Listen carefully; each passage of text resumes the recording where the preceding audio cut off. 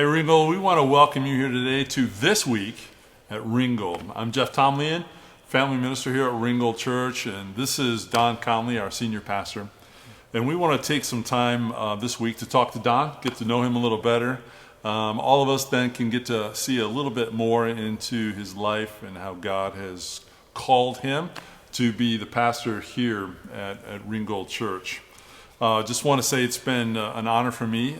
Been working with Don for about 10 years now. Not quite 10 years, it's going on there. And it's been just an amazing experience and an opportunity for me to learn from you, to watch as you lead, as you process, and all the different hats that you wear here at Ringgold Church. And one of the things that I've learned is, man, I'm not going to ever be in a place like you are unless God says, Jeff, you got to do it. So it's a huge responsibility. And some of the stuff that I've seen Don do, some of the responsibilities he carries as far as, I've seen him operate as a CEO, as a counselor, as someone who helps maintain the budget and keep that in line. Public speaker. He's a visionary, human services director, maintenance man, groundskeeper. He's a referee both on the field and in some of our homes. He visits the sick. He visits the sick. He prays for all of us. He's a lover of God and man. He's a dad, husband, and a friend. And it's been my honor, Don. It's been an honor to serve with you and to work with you and learn from you as a minister of the gospel here at Ringgold Church. And so we're going to walk through just a few questions about what it's like to be who you are and do what you do. And the first question is this, Don. I know that you were a youth pastor here before taking the lead role as the pastor here. So how would you say God has been prepared you for this calling? And looking back, what are some areas that God was using in your life to prepare you for what you do here at Ringgold? That's a good question. When I first went into ministry, I started off in Southwest Virginia at Little Prater Church of Christ. And the senior minister there was a great guy, Mike Trent. And man, I learned a ton from Mike. And Mike was, he was every bit of maybe 5'6", 5'7", maybe, if that. Small guy, but man, he could preach. And man, he had a love for the Lord. And one of the things that I learned from him that was very helpful, he had such a pastor's heart, a shepherd's heart. He'd get up, and leave Grundy early in the morning and drive to Bristol, Tennessee, and be there with somebody as they're going into surgery. And he would do that multiple days a week, and then come back and go to the hospital in Grundy and nursing homes, and on top of going and doing visits. And he would take me with him, and I just learned a lot. And he was a hugger, and it was honey. He would say everybody was honey and sweetie, and he would and he just had the ability to, and it was genuine, and yet he was a great speaker, great leader. And he was just highly respected, in that area, and did tons and tons of funerals. That's where I learned a lot about ministering to people in the midst of death. And of course there they would do wakes, and they would be like 2 nights of visitation. So there would be a service on the first night and a service on the second night, and then the service on the day of a memorial service. And so he would involve me in all that. So I was kind of propelled into that. I'm going to have you speak this night, or I'm going to have you do part of the service with me. And so he was a great mentor, just kind of going into ministry. So that was probably 2 years of a neat part of my life. And of course I learned a whole lot about mountain cooks, because they could cook in the mountains. If you never had a fried apple pie, that was one of my favorite things there. And I just had a great time. And then God brought me here. Of course I was youth pastor there. And so I got to see the whole scope of, but yet it was kind of we're spoiled here in our children's wing. When I went there, they gave me this room and said, now you got to stay in here. And they gave me 40 kids for junior church. anywhere from kindergarten to fifth grade, and they're like, and they can't come out of here because we can hear them downstairs, and they like shut the door and left me. And of course, this is long before DVDs. That's when VHS came out, and I was trying to find all kinds of different ways to do music and teaching and all this kind of stuff, and keep their attention for an hour and 15 minutes. So I learned a whole lot of how to relate to those kids, and then teenagers in the evening, and then Wednesday nights was a mixed batch, sometimes back and forth between kids and youth, and that was before it kind of became specialized. And so I had to deal with all ages as well as parents during that time. Then I came here, and Paul Bowles was the senior minister here, and he was a great mentor too. And I learned a whole lot about presentation and the importance of being prepared, in my presentation, and how to kind of do that. And he probably had the greatest effect on my life in those first 5 years. And that's where I learned from that standpoint, as kind of behind him in the shadows, vision. Because basically the vision we have today is what he kind of poured into my life, and I never really looked at church in that way, and he really opened my eyes. I remember standing out here on the side of the hill long before any of this facility was here. It was just kind of a dream in both of our minds, looking over the valley, and he's like, "What do you see?" And I'm like, "Wow, this is beautiful. I mean, mountains and all this." He goes, "No, what do you see?" And and he could see the people, and how people were moving into this area, and how many people were here in this community that were not involved in church, and how important it was not to see just the beauty of creation, but to see the people of creation that needed Jesus Christ. And man, I was just thankful for that. And I learned a lot about organization under him, and how to be a strong leader, sometimes to a fault. But it was there was more positive than there was negative, and I loved working under him and Mike, and I learned a whole lot about what it's like to be a part of a great staff. Looking back, let's step back a little bit further than that. Growing up, did you ever feel like you would be? Did you ever feel like you would be a pastor? Did you see yourself in the ministry growing up? Yes and no. Yeah. I mean, from a church standpoint, I love the whole thought of being a pastor, but having grown up in a pastor's home, man, I love my dad and I respect my dad, and he's a great leader. But I also seen the hurt side of a pastor, and growing up in southern Indiana, one of the experiences, I remember my dad coming home, and I could tell he was hurt. My mom could tell that he was hurting, and they just immediately went back, to the bedroom, and we were in a parsonage, and didn't know at that time that he had resigned, stepped down, and it was over something silly, but for the sake of the church, the leadership wanted to make it bigger than what it should have been, over a softball team, like seriously, and that was more important than the ministry of the church. And I saw my dad heartbroken, just heartbroken, and I could hear him crying, and like, who are these people? And these were people that I loved, small church, highly respected. Who are these people that they would, it would break my dad's heart, So there was a part of me, there was a bitterness there for a while of, one, you're not doing this to my dad, and two, I don't want to ever be a part of this part of it. And I seen too how that affected my mom. Yeah. And my mom struggled with the transparency part of putting yourself out there, putting your heart on the table, and then having somebody walk up and smash it. And I seen her become more reserved when it came. And she had so much talent and so much ability, and she was so outgoing, and I saw how it affected her. She loved the church, but she didn't like that hurt part of it, so she would go so far and then kind of pull back. My dad just kind of, we went to the next church, and God blessed him there, and then, he was at another small church for a few years, and then before he retired, he was 25 years at a church in that community, and God used him in a great way. And of course, as a kid, you don't understand all that. You just think church is Jesus, and nothing ever happens within the church, and then you find out it's not perfect because there are people there. Yeah, and we're grateful because even though you've seen the hurt that your dad experienced, and you've probably processed even some of that yourself, but yet you still remain true to a call that God has led you through. And I can imagine, pushing back perhaps some of that in college. I think I know part of your story, and but yet accepting that call to enter ministry.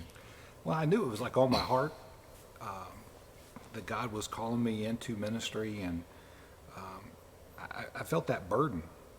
And everything that I was doing as I prepared from being a teenager into adulthood to kind of go after what my dream was and my plan and my goals, and everything just like seemed to stumble like in front of me.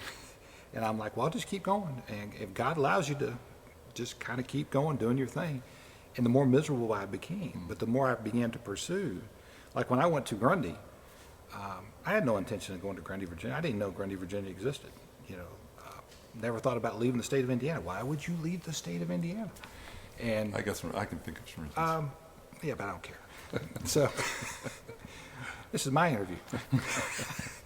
So when I got a phone call about coming and interviewing, coming and meeting with the church there in Grundy, it was kind of like, well, that would be kind of a fun thing to do this summer.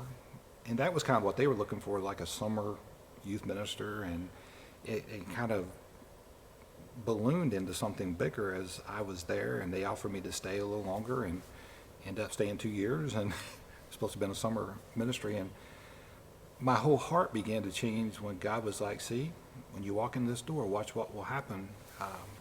I got to experience a lot of things like in sports, and then it just all stopped. God's like, no, you're not going down that road. You're not going to be a coach. You're not going to be a school teacher. My granddad was a principal, and I think in the back of my mind it was like I would do these different things, end up being leadership in a school system somewhere, and I just wanted to kind of that was my goal. And God's like, no, you're going to teach in a whole different way, and here I am in Maryland. Well, so having been myself involved in ministry part-time and full-time over the last 20 some years, I know there are ups and downs in ministry.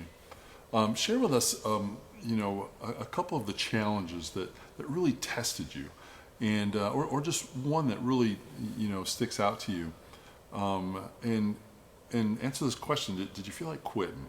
Did you? Which time? So all of us know that we have seasons in our lives. We have different chapters that God wants to continue the story of our lives, and every chapter has mountaintop experiences and it has valley experiences, and usually there's more good. Yeah. For the most part, in most chapters there's more good than there is bad, but we tend to remember the bad more than we do the good. I love the folks here at Ringgold, and there are so many people who poured into my life. And when I look at like different sections, like the first 10 years of my ministry here, there were people that were very important, who were there to mentor me and to challenge me and to pour in my life. And then the next 10 years, I can see different people, in this 10 years, this is my 30th year here. There are people that God has brought in all these different times. Now, there's a lot of them that are still the same, but there have been different ones. And I think the difficult part of ministry is change happens. And I think the hardest thing for me is that I struggle with is when it comes to change in relationships. Mm-hmm. I value relationships. Now, like Dana and I are like night and day different. And there's, like I talked about my mom, there's probably an element of me that I'm a little more protective, a little bit more cautious. And, Dana is kind of this, high feeler, relationships are important. When we first got married, we were like opposite attract.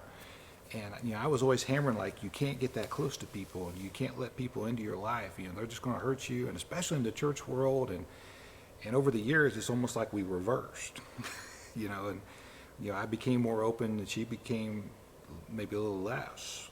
She's still open, but a little more cautious, having experienced some of those things. And I think when you let people into your life and you value those relationships, and in church, it becomes like family.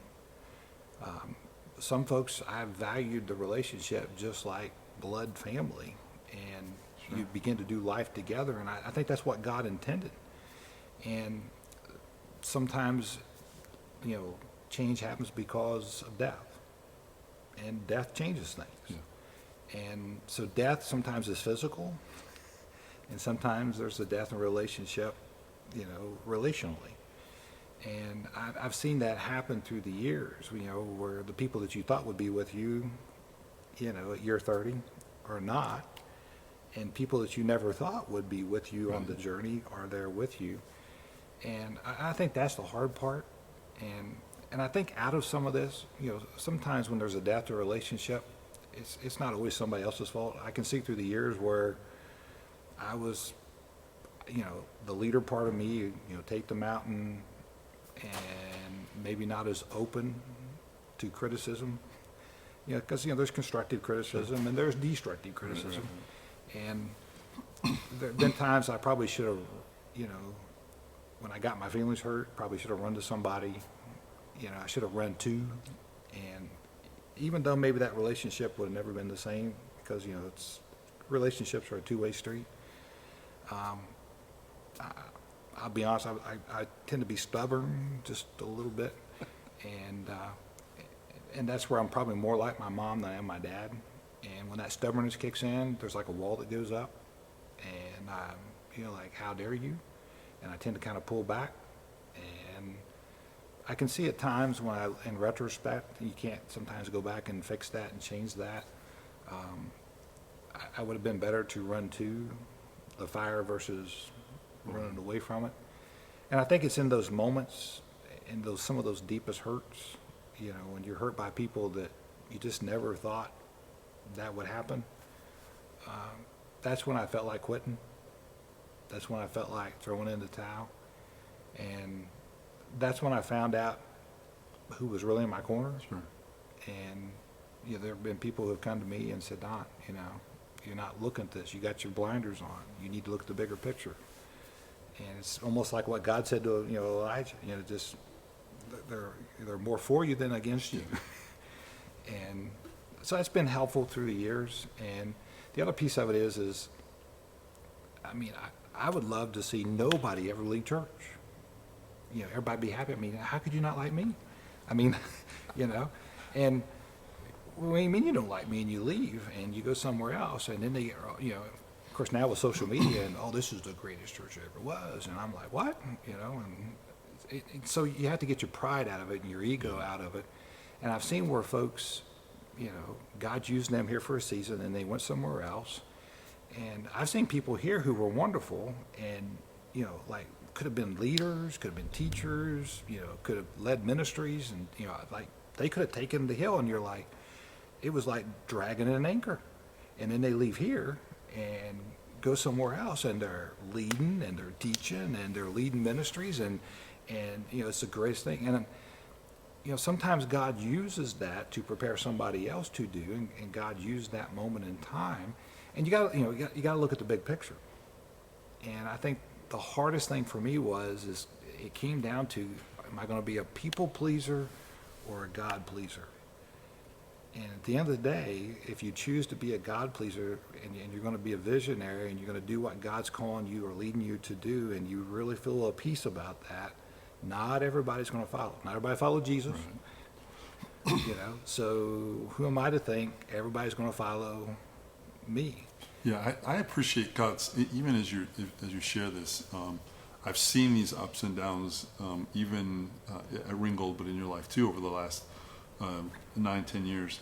And it's fascinating because I love God's faithfulness to Ringgold, to you, because he's replaced people too, and he's put other people taken place of those who have it's almost like we're preparing them to go somewhere else.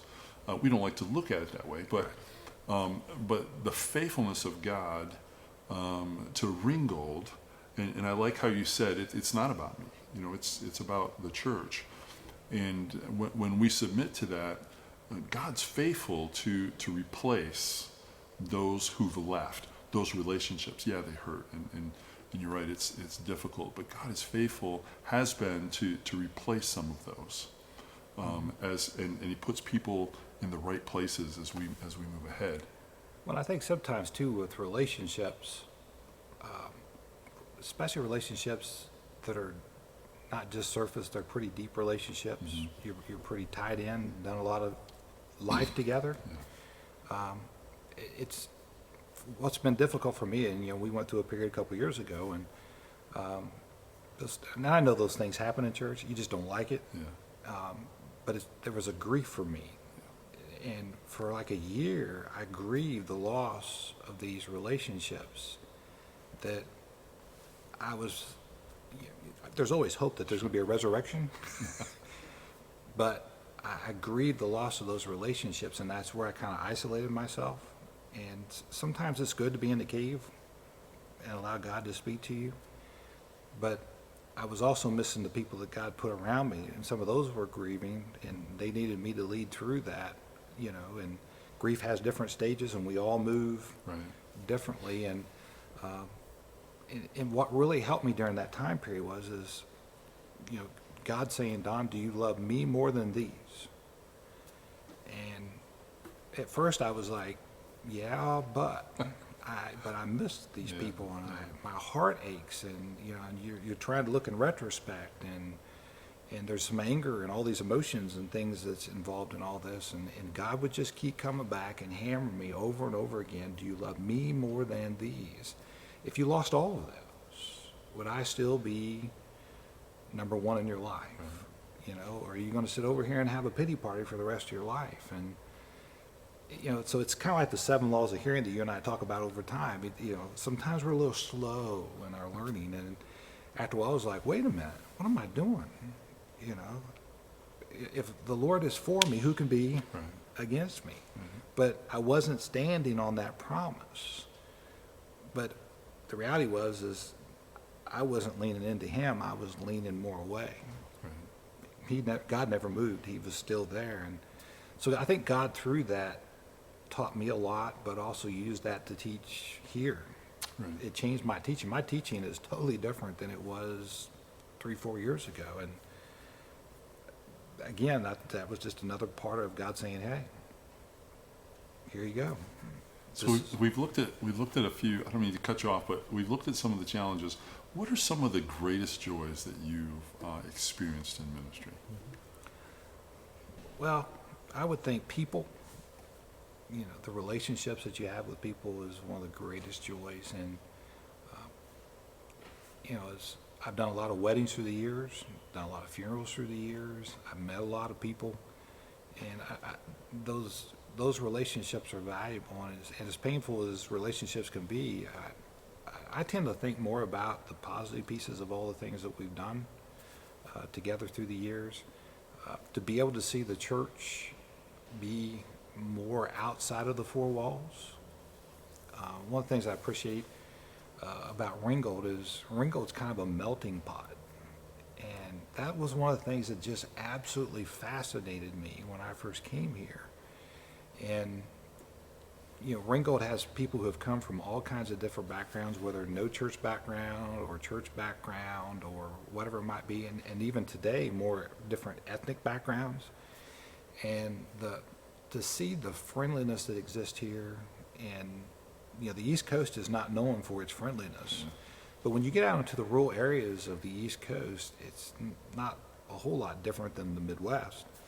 And one of the things I noticed here about the East Coast when I moved here was that the East Coast is such a transient area, especially in this area because of Washington, D.C., and people come and go, and contractors and government workers and all these things, and that's always maneuvering and changing, that people had a hard time investing in relationships because they didn't know if you're going to stay. And especially with military bases all around us, they were used to people in the school system coming and going and friends and all this. And it's like after you got past the first 5 years, like you've been here forever. But in the first 5 years, it was like, we're just kind of like waiting. Like they hold you at arm's length, And then it's like, we've been here, you're part of the family now. We'll love you up. And to see Ringgold in that way, to be a church that's loving, and hey, we're not perfect at it, but I've been to churches where it was cold, and Ringgold has been open to being that friendly, open, hospitable church. And also the faith factor of wanting to reach people with the gospel, wanting to see people, confess the name of Jesus, to give their life to Jesus, to be baptized into Christ, and to see all that over the years, and that excitement for that, and to take that outside these four walls, and to be mission minded, whether here in our own backyard or overseas in India or Haiti or Ecuador, and the list goes on, and to see how that footprint, that we've been a part of building the kingdom of God. It's not just about what happens right here on top of this hill, that we can be a light on top of this hill that goes into this community and beyond. Look at, as a pastor here at Ringgold, you've had to make a lot of different decisions. I hear the stories of being down in the lower building and the choices you made to change, to bring the church up on the hill. And you've had to make a lot of different decisions, and many different people, elders, staff, volunteers, and sometimes even in the midst of these decisions, some of them don't always have the best intention. So my question is, how do you discern the different voices that have spoken into your life? Even some of them are perhaps confusing, decisions to build, to relocate, to do this, to grow in different ways. So how do you discern the voices that may not have the best intention to even God's voice, or maybe even your own voice, that may seem to kind of bring a bit confusion? How do you work through those different voices? That's a really good question. Sometimes it's like clear as mud. It's not always easy. It takes time. First of all, as you're working through making decision stuff, the first thing is does it line up with the Word of God? And one of the things that I learned years ago, and I think it was from Rick Warren's Purpose-Driven Church book that he wrote, one of the first books he wrote about the church being purpose-driven, that one of the statements that really stood out to me is, we'll do anything short of sin, to win the lost. Anything's on the table. And I remember walking into an elders meeting going, we need to be all about doing anything short of sin to reach the lost. This really stood out to me. And of course I was highlighting stuff in this book, and the guys were like, yeah, you're absolutely right. I'm like, wow, okay. And so when we started working through all this, so when you start to do something, does it line up with the Word of God? And, two, when you began to work through this and began to share it, sometimes an idea or a vision is not received on its first presentation. And part of that is, for me, how long have I thought through this? And how long have I prayed through this?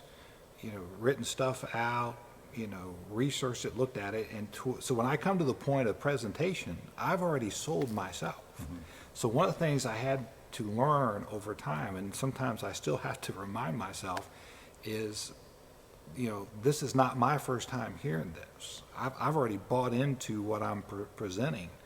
And whoever I'm presenting to, whether it's the elders or staff, or we get to a place that we're starting to roll something out before the congregation, I have to remember this is the first time that they're hearing this, and they might have some reluctance or struggle with that, because it doesn't line up with, we just got to be honest. We are traditional driven. And one of the things I remember a preacher saying was, when you became a Christian in that moment in time, all that you enjoyed about that moment in time that meant the most to you is what you tend to hold on to.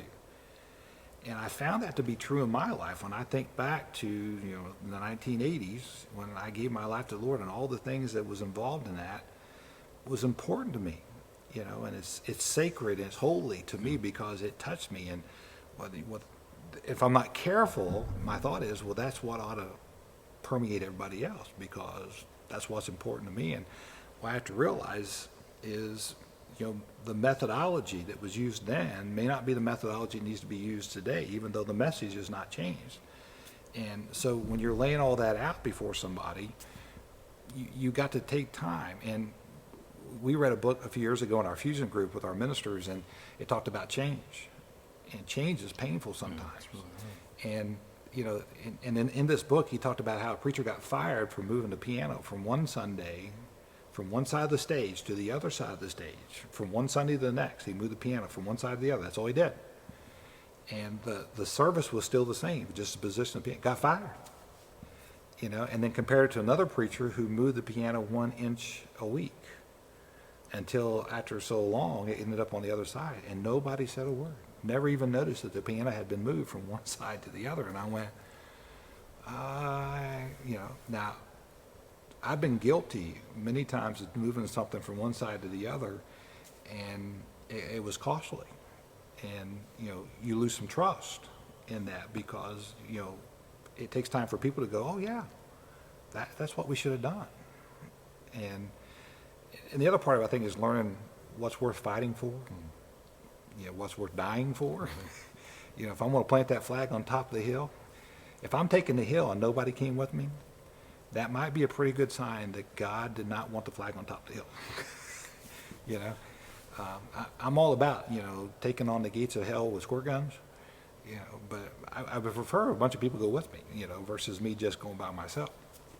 So, and I think the difficult part of that, one of the things I really appreciate about the elders through the years here is when we made decisions to go forward and to do something, we did it with a consensus. And, let your yes be yes and your no be no. And we have seen what happens. There's unity when your yes is your yes and your no is a no. Even if we go out before the congregation and nobody else likes that idea, we stand together. We decide together, we listen, and we work through all that, and there might be some very important aspects of what somebody's saying. You need to look at this before you go forward, and we'll weigh all that out. But if God's leading, yes be yes, your no be no. And there have been times, where we waffle. And in a meeting, it was yes, yes, yes, or no, no, no. And then somebody went outside of that, and no, I didn't agree with that. And it destroys the unity of your leadership within that. And so, at times we've lost people. We've lost leaders, and we've lost trust within that. And I think that's the hard part, because if you don't have that consensus, that trust among your leadership, it begins to fall away. And I value that. I may not always like to be told no. I mean, you've seen that part of it, but that's where I got to put my big boy pants on and go, well, all right, so maybe there's some wisdom to this, and I need to be open. Maybe God's speaking through somebody else, saying, hey. And there's been times I had to say, hey, that's not the right thing to do. Hey, we want to thank everyone for joining us today for This Week at Ringgold, as I had the privilege of interviewing our senior pastor, Don Conley, and discovered more about how God is changing him and using him here. Our time together was a little long, so we decided to divide our time into 2 sessions. You can join us next week for part 2 of Don's interview. We look forward to seeing you then. To keep up with everything Ringgold, you can find us at ringgoldchurch.com. God bless everyone and have a great day.